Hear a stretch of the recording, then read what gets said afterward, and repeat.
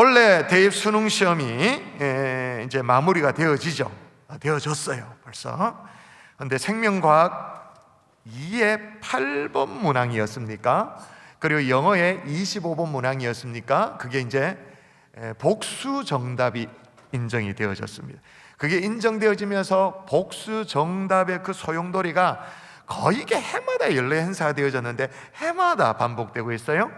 매년 여러분 11월 달이 되어지면 수능 시험 시즌이 되어지면 온 나라가 바짝 긴장을 합니다. 그죠? 그래서 그 날짜가 되어지면 공무원들, 공기업 또 대기업도 그 출퇴근 시간이 퇴근 아닙니다만 출근 시간을 조정해 가지고 수능 수험생들에게 겹치지 않도록 그런 조정도 하고, 또 듣기 평가 시간, 그게 몇인지 잘 모르겠습니다만 그 시간 되어지면 항공기 이착륙도 금지된다는 거 아십니까?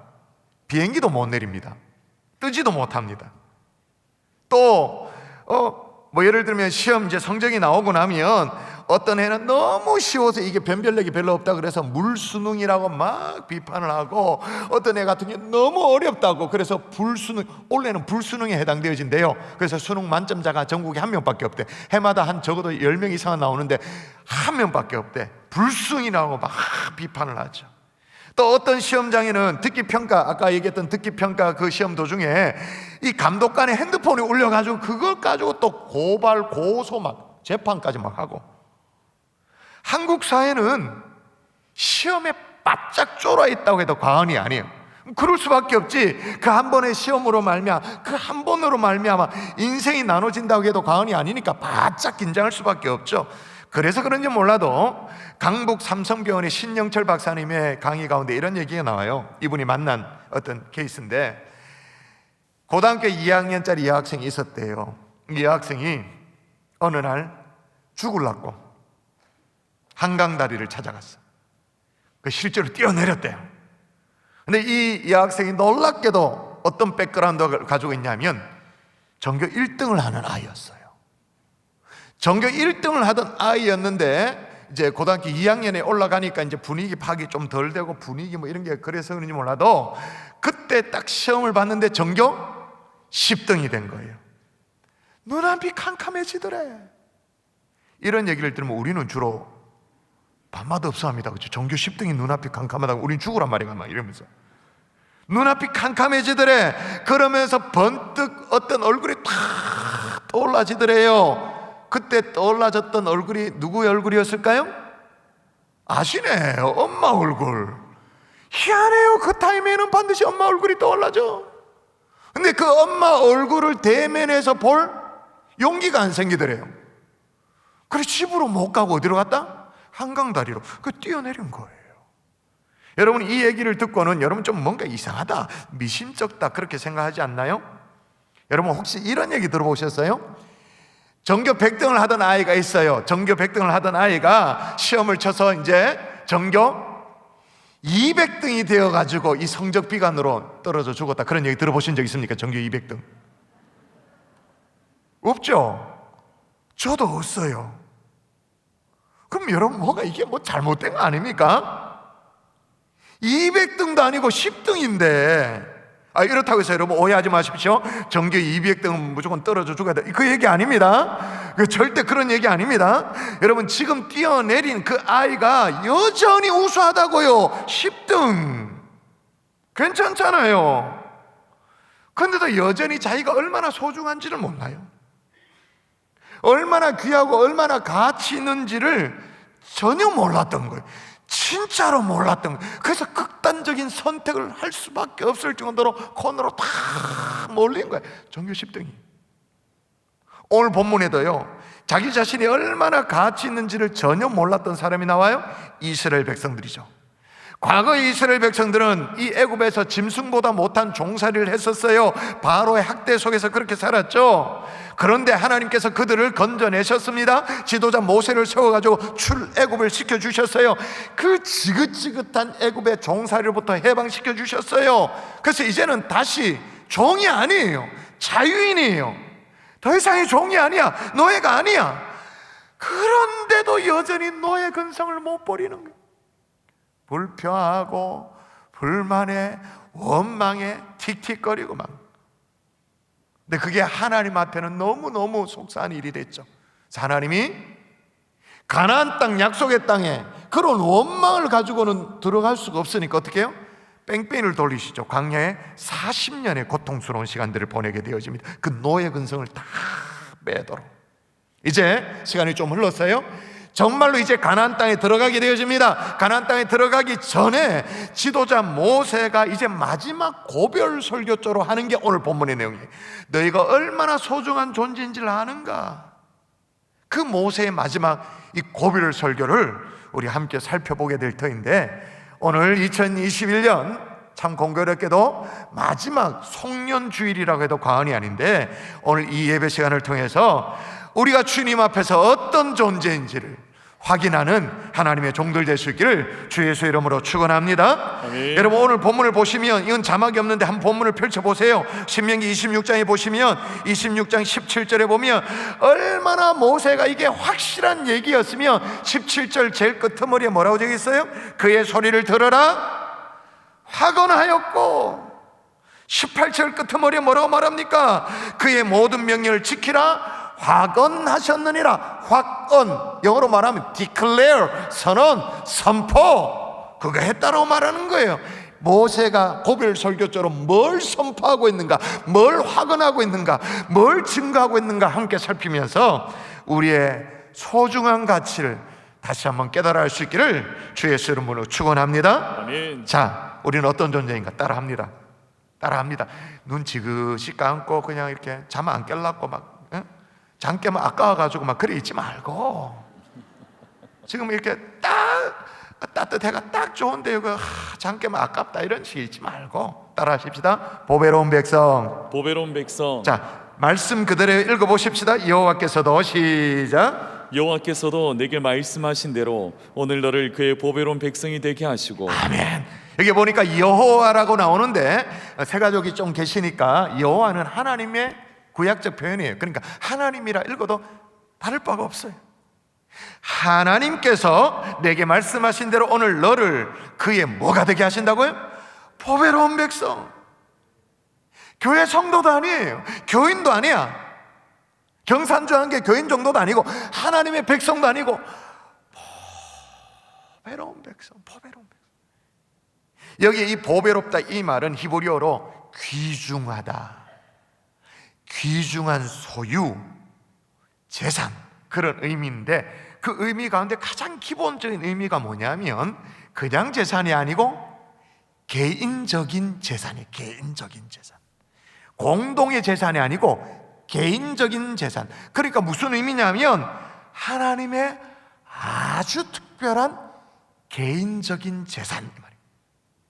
무슨 얘기냐면 모세가 이스라엘 백성들의 고별 설교조로 얘기합니다. 하나님께서 너희들을 왜 애굽의 종 가운데서 건져낸 줄 아느냐? 하나님의 아주 특별한 개인적인 소유, 재산이기 때문에, 더 이상 너희들을 방치해 둘 수가 없기 때문에, 종로로 타는 건 그냥 두고 볼 수가 없어서, 그래서 절대로 방치할 수 없는 하나님이시기 때문에 하나님의 특별한 소유된 너희들을 건져 올렸다, 그렇게 말하는 거예요.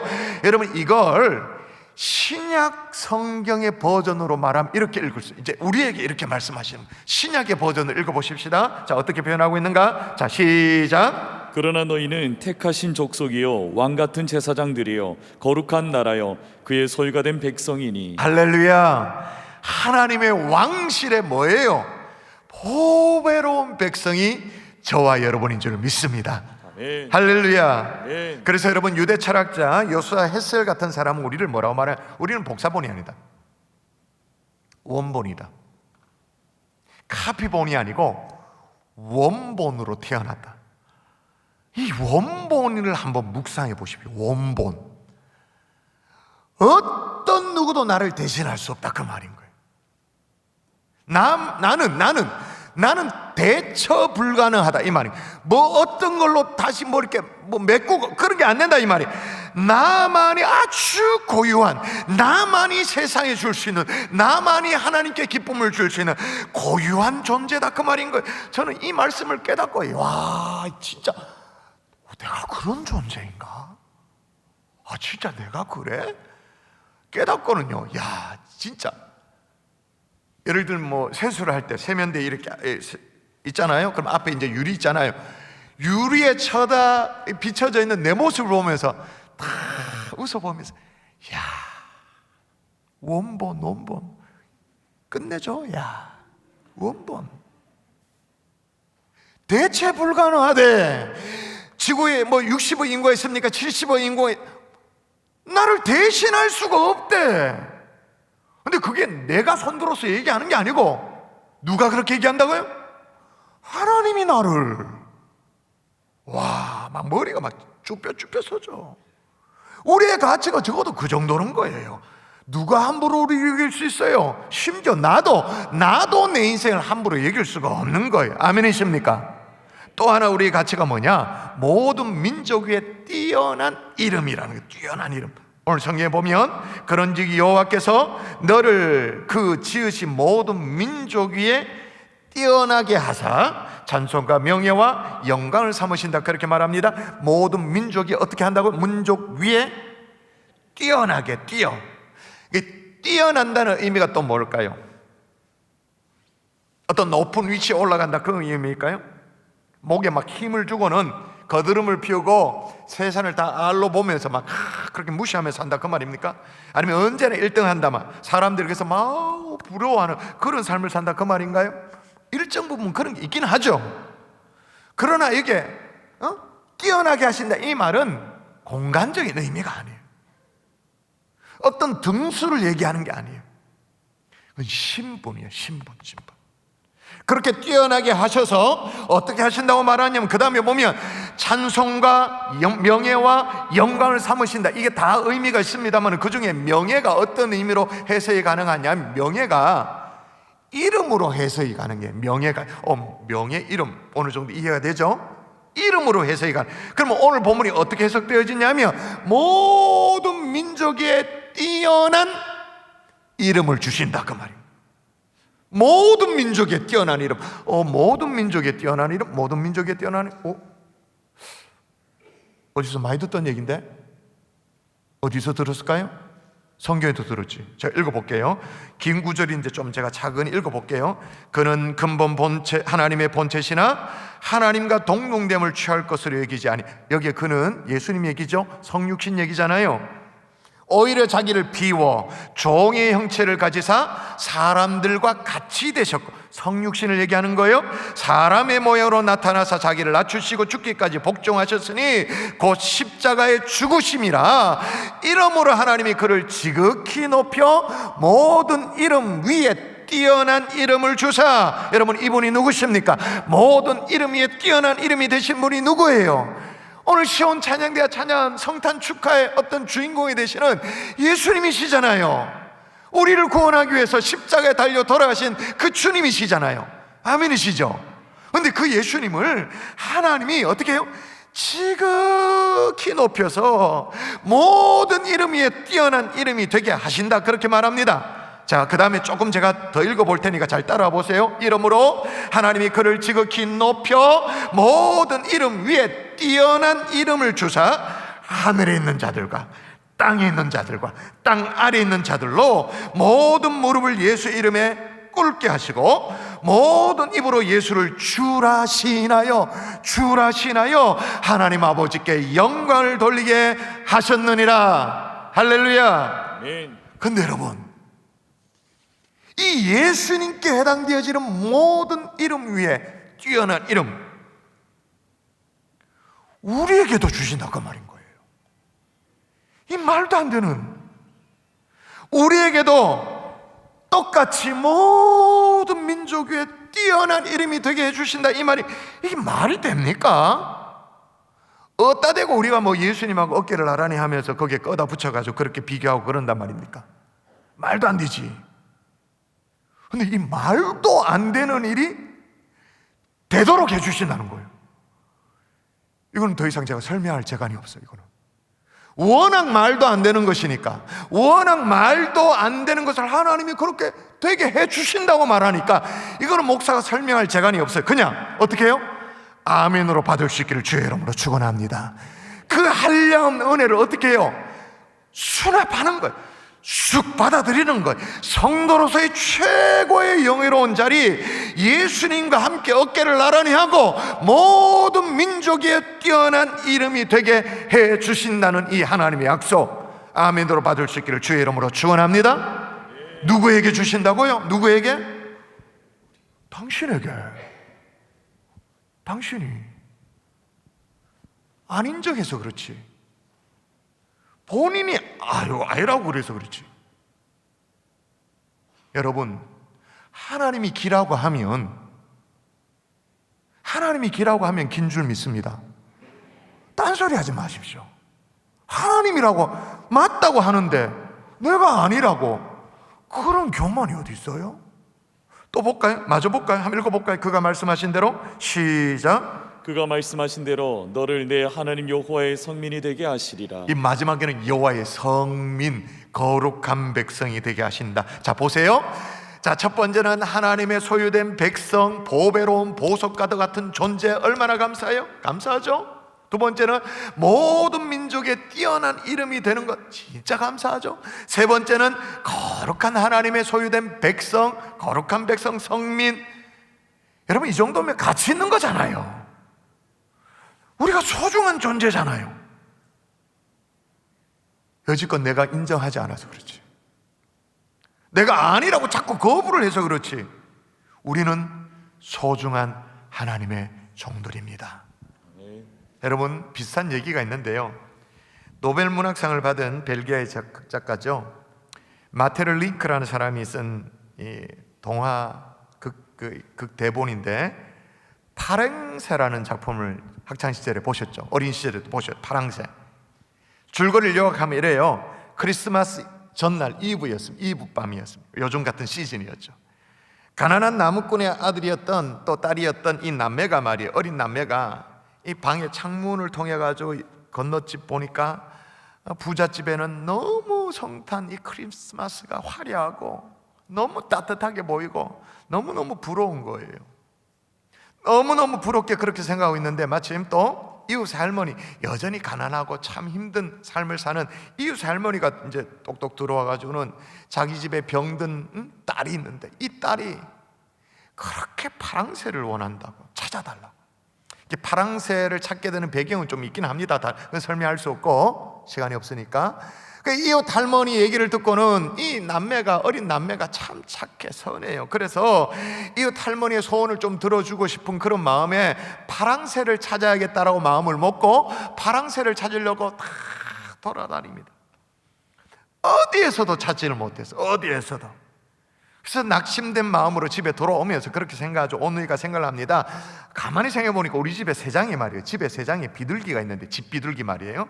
비둘기가 있는데 그 비둘기라도 이 할머니에게 드려서 그 병들어 있는 딸이 조금이라도 위로를 받도록 그렇게 해줘야겠다, 그렇게 마음을 먹었어요. 그래서 집에 돌아와가지고는 세 장을 딱 들여다보는데 이상해, 이 비둘기가 파란색으로 보는 거예요. 진짜 말 그대로 파랑새인 거예요, 파랑새.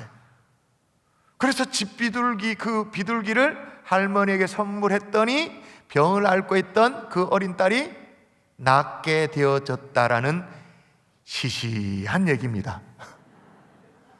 뭐 시시하잖아요, 요즘 같으면 시시한 얘기인데, 근데 이게 노벨 문학상을 받았대요. 문학상을 받은 이유가 뭘까요? 뭐 작품성 이런 것도 있지만 더 중요한 게 뭐냐, 그 작품이 담고 있는 그 가치, 메시지가 중요한 거예요. 그러니까 우리가 찾고 다니는 것만 쫓아다니는 것들이 어디 있더라는 거예요? 우리 안에 있더라는 거예요. 멀리 막 잡으려고 했던 게 먼 곳에 갈 필요 없이 우리 안에 있더라는 거예요. 여러분, 똑같은 일들이 실제로 있었는데요, 조금 최근에, 뭐 그래 최근은 아니지만 그래도 근세에 있었던 일 가운데 미국의 윌리엄 헐스트라는 사람이 있습니다. 윌리엄 헐스트라는 사람이 있는데 신문사 편집인이었는데 돈을 꽤나 많이 벌었습니다. 그리고 골동품 수집가입니다. 세계적인 미술품, 뭐 골동품 이런 걸 수집해가지고 그걸 마치 인생의 목표인 것처럼 로마로 삼으면서 막 모으는 거예요. 그의 집이 어딨냐면, 지금은 죽고 없습니다만은 집은 남아있죠. 그 집이 어딨냐면 미국의 서부의 캘리포니아, 태평양 연안을 따라 LA에서 샌프란시스코로 올라가는 그 일본 국도가 있습니다.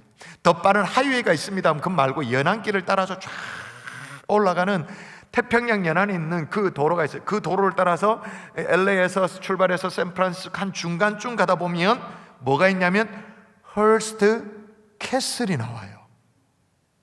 집이 워낙 커가지고 저택이 아니야. 대저택이 아니야. 이름을 뭐라고 부르냐? 헐스트 캐슬. 캐슬이 뭔지 알죠? 성이에요. 근데 그게 집 한 채예요. 성. 근데 집 한 채인데 집 한 채가 깔고 있는 대지 있잖아요. 대지. 이 대지가 얼마나 넓냐 하면 단위가 다릅니다. 우리는 대지를 말할 때 몇 평 이렇게 말하죠. 여기는 헥타르입니다. 헥타르. 1헥타르가 얼마냐면 3,000평쯤 되어져요.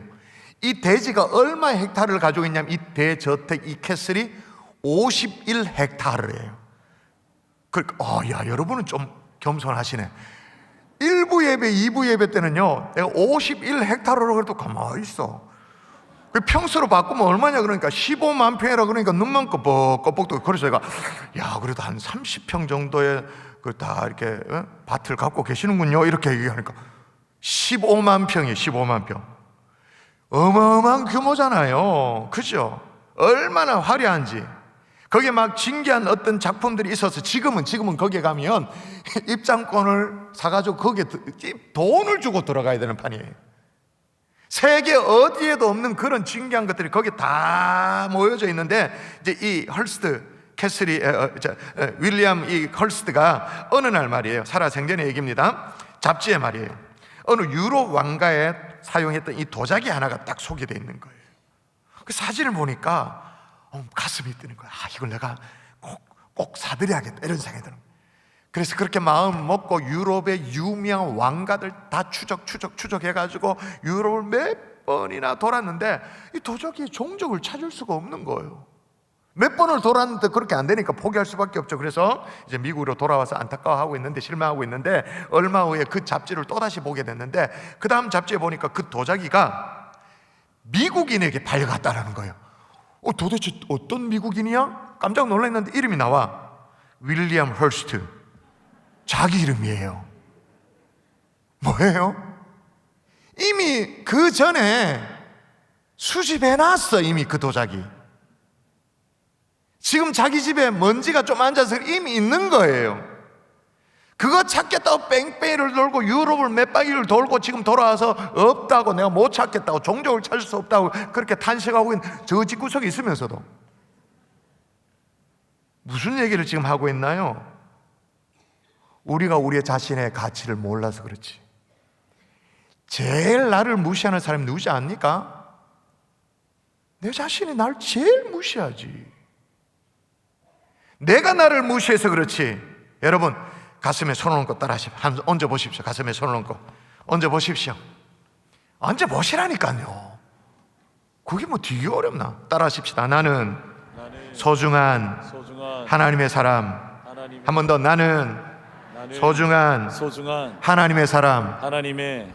아멘이세요? 아멘. 내가 그걸 인정하지 않아서 하나님도 인정합니다. 목사도 여러분을 하나님의 소중한 사람이 인정해요. 여러분만 아니라고 제끼지 않으면 되는 거예요. 말씀의 결론을 맺을게요. 그러면 참으로 소중하다고 얘기할 수 있는 그 얘기가 뭐냐? 근거가 뭐냐? 보배로운 백성도 좋아요. 모든 민족에 뛰어난 이름도 좋아요. 하나님의 성민 이것도 너무 좋아요. 참 감사하죠. 언감생심 진짜 감사할 따름이에요. 그런데 그게 어떻게 되도록 한다고 말하냐면, 여러분 읽어보세요. 제가 한번 읽어볼 테니까 잘 보세요. 좀 긴 구절인데 읽어볼게요. 여호와께서도 내게 말씀하신 대로 오늘 너를, 그 다음 나옵니다. 그의 보배로운 백성이 되게 하시고 그의 모든 명령을 지키라 화건하셨느니라. 그런 여호와께서 너를 그 지으신 모든 민족에 뛰어나게 하사 찬송과 명예와 영광을 삼으시고 그가 말씀하신 대로 너를 내 하나님 여호와의 성민이 되게 하시. 이게 무슨 말이에요? 너가 보배로운 백성 될라고 막 광내고 닦고 그게 아니에요. 보배로운 백성이 되게 하신다. 아멘이십니까? 아멘. 뛰어난 이름이 되게 하신다. 여호와의 성민이 되려고 막 애쓰고 득도하고 막 노력, 그게 아니고 여호와의 성민, 거룩한 백성이 되게 하신다. 그럼 누가 되게 하시느냐? 하나님이 해놓으신다 이 말인 거예요. 이만하면 우리가 가치 있죠. 소중하죠.